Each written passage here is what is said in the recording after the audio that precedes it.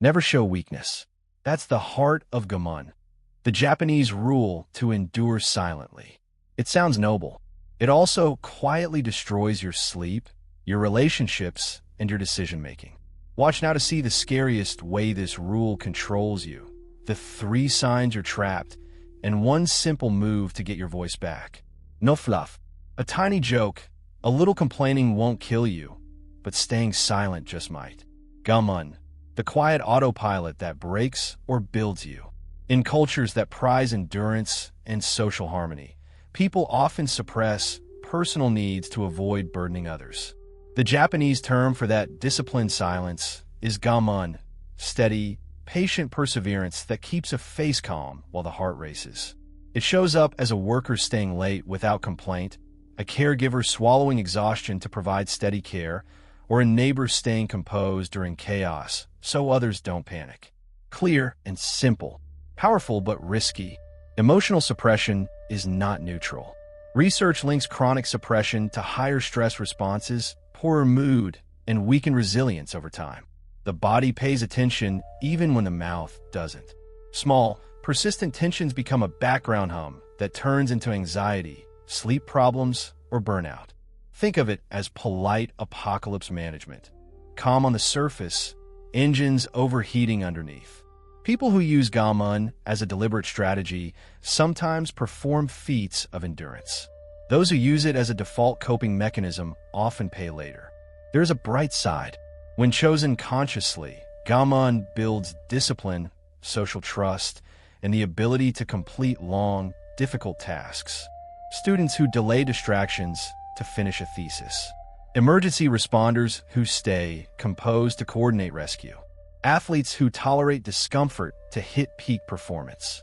Those are examples of endurance used as a tool. The trick is choice. Endurance that serves a clear goal strengthens you. Endurance that avoids necessary change corrodes you. Practical control takes simple steps. First, label the impulse.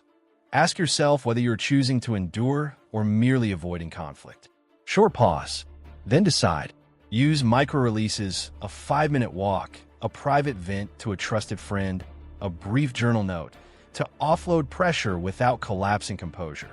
Set explicit boundaries. Say no to 1 extra hour of unpaid work this week. Learn cognitive reappraisal. Reframe. First must hold this into first am choosing this for a reason. If patterns persist, seek a debrief habit, a weekly check-in with a colleague, mentor, or therapist to process what you've been holding. Tiny rituals prevent slow breakdowns. Concrete example. A nurse who kept silent about emotional load began a weekly debrief with peers and scheduled 1 evening a week strictly for rest. She retained the steadiness her team needed while avoiding exhaustion. Another, an engineer who used Gaman to meet a project deadline, set a clear finish date and promised himself a real reward afterward. The discipline helped because it was bounded. Gaman becomes protective when framed, intentional, and paired with release. Otherwise, it becomes an unnoticed stealth saboteur. Decide deliberately. Endure when it aligns with values and goals. Speak up when silence costs health or relationships. The same quiet autopilot that builds resilience can quietly break you if left unchecked. Choose wisely. The invisible system, rules you didn't know you follow. You obey an unwritten contract whenever you swallow a complaint. Silent endurance becomes a daily rule. Gaman, the disciplined tolerance of discomfort, teaches you which behaviors are permitted and which are not, without handing your rulebook. In practice, that looks like smiling when a colleague takes credit, nodding while you disagree in a meeting, or saying summa mason to deflect attention even when something is not your fault. These are not isolated acts. They are part of a living, invisible system that rewards conformity and punishes disruption. Peer signals write the code. Polite language, deference to seniors, and avoiding visible friction becomes social currency. At work, this translates into staying late to show commitment or refusing to complain about unrealistic deadlines, because the group reads absence or protest as disloyalty. In families, the rule might be to prioritize harmony over truth, so honest grievances are folded into ritual apologies and small concessions. The payoff is short-term smoothness. The cost is long-term distortion of your preferences and desires. Management calls it dedication. Your body calls it stress. Sick immune systems have poor poker faces. The system runs on tiny reinforcements. Smiles, nods, a grateful thank you, or an appreciative comment act like invisible stamps validating the behavior. The absence of those stamps is a quiet sanction, cold shoulders, subtle exclusion, or simply being overlooked for the next project. Examples are everywhere. A team member who speaks up and is labeled difficult, and then sidelined, or a partner who stops voicing needs and later erupts in a way that surprises everyone. Emotional labor becomes unpaid labor, and the rules ensure it stays invisible. You learn to translate anger into a joke, frustration into self-blame, and desire into restraint. You can spot the rules if you know where to look. Pay attention to language. How often do people apologize for taking space? Notice rituals. Who always yields the last word? Who always offers to handle problems alone? Observe consequences. Does volunteering for everything win status, or does it make you invisible? Test a tiny boundary quietly. Leave a meeting on time, decline an after-hours request, and watch the reaction. That reaction reveals both the rule and its strength. Small experiments expose the system without sparking a rebellion. Change begins by naming the rule, then choosing whether to follow it. Nobody meddles silent suffering. Friction is the enemy. Snip the tiny breaks. A single sticky note on the fridge can wreck a month of willpower. Small obstacles pile up like chewing gum on a shoe. They don't feel urgent. They are lethal anyway. Friction is the tiny effort between wanting and doing. Every extra tap, key, or decision raises the bar. Choice architecture proves that when options are easier, people pick them. So make good choices obvious and bad ones awkward. Put your running shoes by the bed. Charge your phone in another room. Move the cookie jar to the top shelf so you actually have to think about it. These are not philosophy. They are simple mechanical fixes that change behavior. Create micro barriers for temptations and micro ramps for habits you want. Remove stored credit cards from shopping sites to force a two-step checkout. Turn off push notifications and watch impulse browsing drop. Pack lunches and keep a container of cut fruit on the counter to make healthy eating the path of least resistance. Use automation for repetitive wins. Automate transfers to savings, set bill autopay, subscribe to grocery delivery for staples. When the friction goes down, the need for raw grit does too. Your self-control isn't a muscle that must always strain. It's a system you can redesign. Gaman prizes endurance and holding steady. But endurance becomes wasteful when you must soldier through avoidable friction every day. Snip those tiny breaks so Gaman is reserved for real hard things, not for choosing between apps. Audit one routine this week. Identify every extra tap or decision. Then remove, delay, or automate it. Your future self will be less exhausted. Your present self will grumble. The joke's on impulse. If you make the easy choice the right one, it usually wins. Non-negotiable habits. Make discipline a default. Automatic habits determine far more of your daily behavior than conscious choices. Leave discipline optional and your best intentions will be outvoted by impulse every single time. Decision fatigue is real. The more you let each day be a series of negotiations, the more your resolve erodes.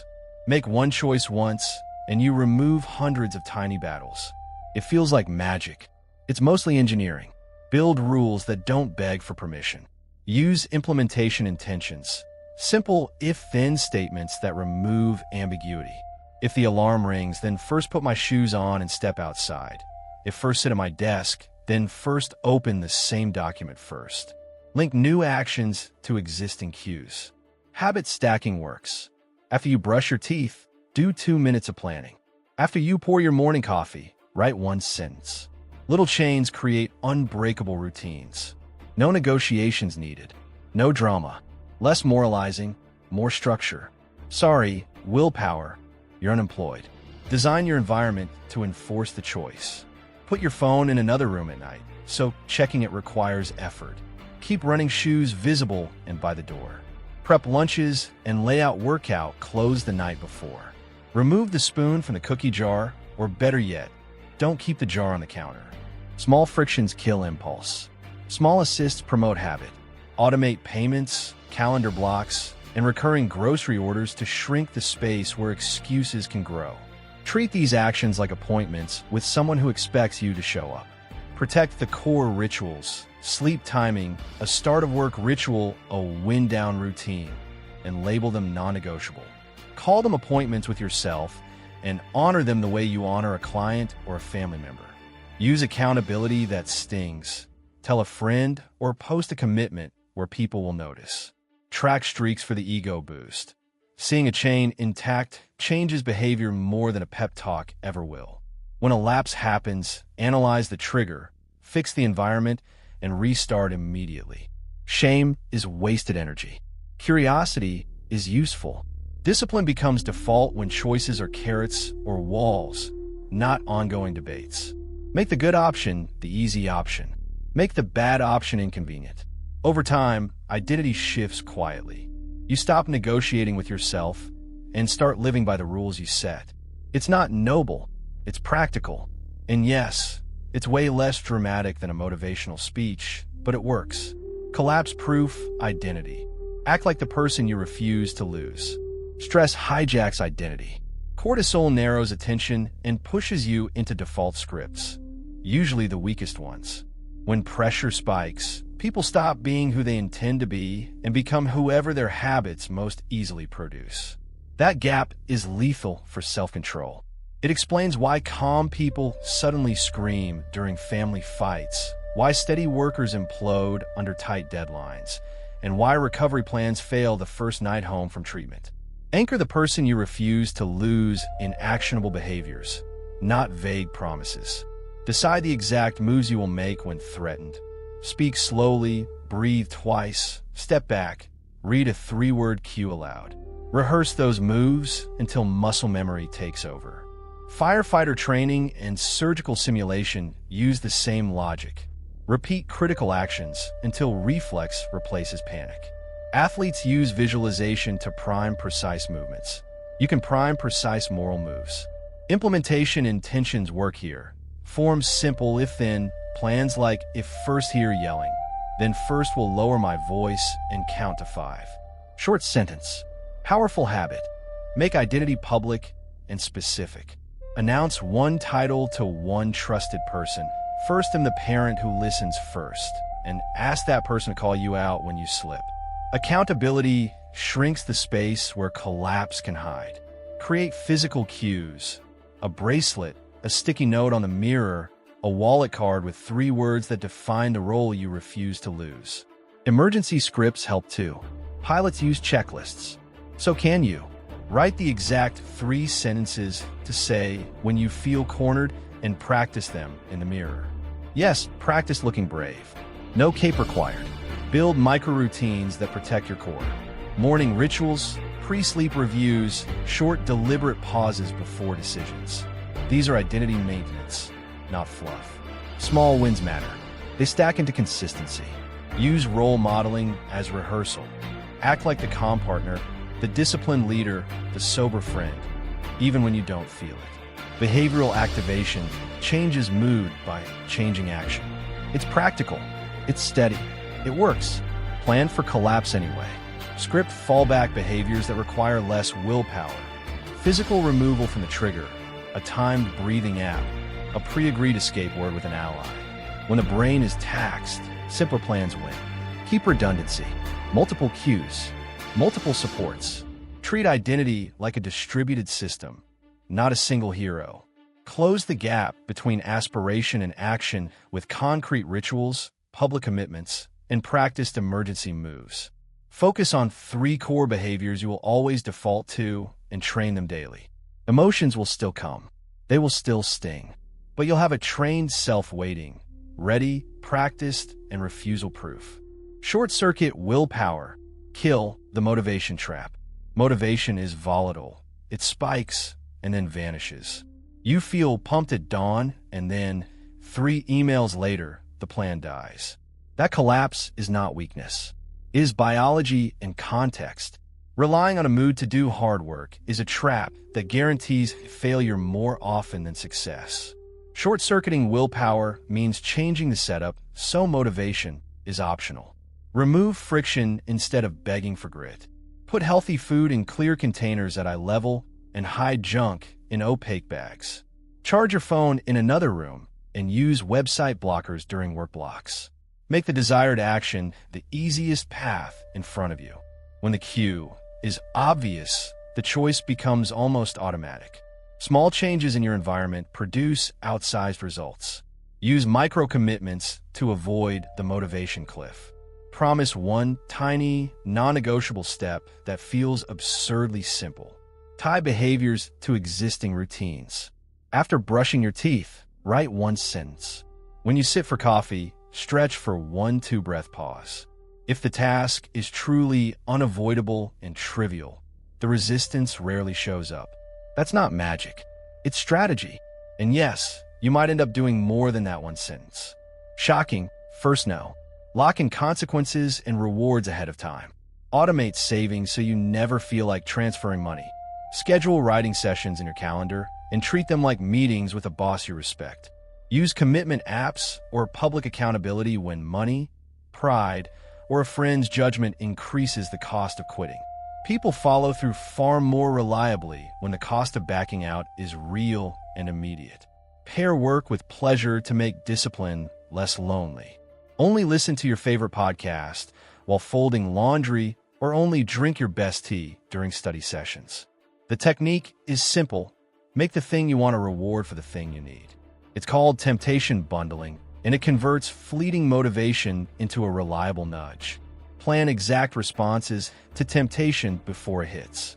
If you open your laptop at night, then your rule could be, if first open my laptop after dinner, first will work for exactly 20 minutes, then close it. Implementation intentions like that reduce the internal debate. They turn vague goals into concrete actions and cut off the first will wait until first feel like it lie. Track tiny wins and reduce decision load. Lay out clothes the night before. Pre-pack your gym bag and leave it by the door. Automate grocery orders for staples so the shopping list doesn't require willpower. When choices are made in advance, you conserve the limited attention that otherwise gets spent on trivial battles. Stop praising heroic willpower as a moral victory. Celebrate systems that do the heavy lifting for you. Build defaults, tiny rituals, and pre-commitments. The relief that follows is immediate. You'll feel lighter. And yes, you may even laugh at how simple the fix was, because the trap was never about failing harder. It was about designing smarter. Gaman's dark side, Stoicism that erases you. Gaman is often described as patient endurance and emotional restraint, a cultural value that encourages people to accept hardship without complaint. Taken to extremes, that restraint becomes a slow eraser. You stop asking for help. Your feelings are put in a locked drawer. People notice your reliability, not your suffering. The cost shows up in concrete ways. Chronic suppression of emotions increases internal stress and raises the chance of depression and anxiety. Relationships calcify because others learn to rely on your silence instead of your needs. In the workplace, teams reward the unflappable colleague and punish the one who speaks up, so the quiet person gets more work, not more support. That's not bravery. It's invisibility with benefits. Signs are obvious if you look for them. You nod when your body screams no. You apologize for feelings. Small problems become catastrophes because nothing was aired earlier. Friends comment that you're too solid or too calm. Those are backhanded compliments. They mean you become an object, not a person. Real examples cut close. A parent sacrifices sleep and social life to care for a sick child, never asking for relief, and then develops chronic exhaustion and resentment. Resentment disguised as duty. An employee endures harassment because speaking out would disrupt harmony. Their career survives, their dignity doesn't. A partner tolerates emotional neglect to keep peace, then leaves without a fight because the skill to negotiate was never practiced. You can take practical steps without abandoning respect for others. Name one feeling out loud each day. Set a tiny boundary and see what happens. Ask for a short break in a meeting instead of stifling a counterpoint. Therapy or peer support gives permission to be messy. These are not betrayals. They are repairs. This is not an argument against endurance. Persistence has power. The warning is about erasure. When endurance becomes identity, you are conditioned to disappear into other people's expectations. Speak up before silence becomes your default. And yes, being polite won't resuscitate your soul. It will quietly eat you alive. Gaman, endure, hide, never disturb the harmony. That's the scariest rule. Never show weakness.